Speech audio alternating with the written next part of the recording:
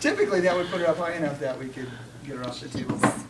But the point of that is to be able to see this, right? So, like I said, if you don't want to do that, this is all you do. You just take a look like that and say, yeah, it looks to me like there's a little bit of hyperextensibility, right? Does it look like that to you? Just a few degrees, okay? But remember, it can be deceptive because of contours of skin and things like that. But that looks to me, if I'm just trying to sight through the bone, that we have hyperflexibility. So I'm going to want to measure that, am I not? Yes, sir. In which case, then I'm going to put this up here so I don't have to try and hold her in that position. So that's what that looks like. Okay? So if I was on the other side doing my scan, the things I would look for is I'd have her come through here and have her touch her shoulder, just bring her hand up like that, good, touch the shoulder. So I can see complete extension, complete flexion, fluidity of movement. If I do this, I get my end feel here, right, which is hard in her case, and my end feel here, which is soft to firm, okay, for her, all right? And then all I have to do is just do my measurement now.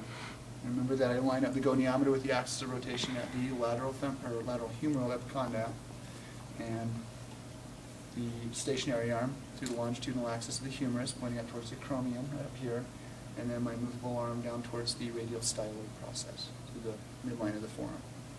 So I do want her in supination, in forearm supinated like this, because if she does anything else, then I lose my landmark down here, right?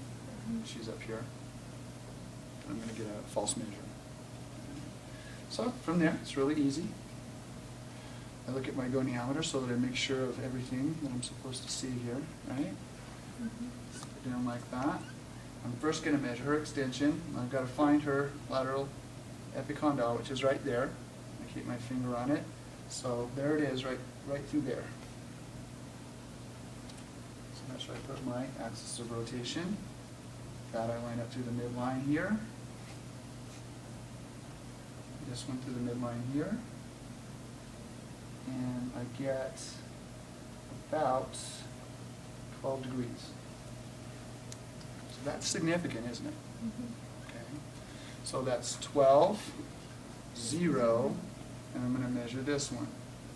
So I bring her up like this, find my landmark again, which is right there. Easier to see with her inflection, right?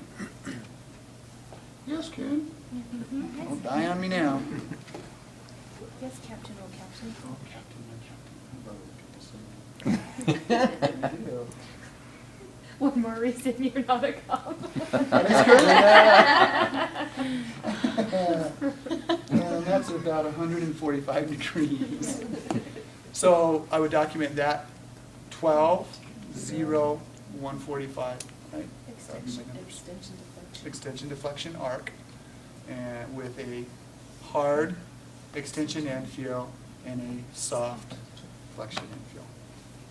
Okay.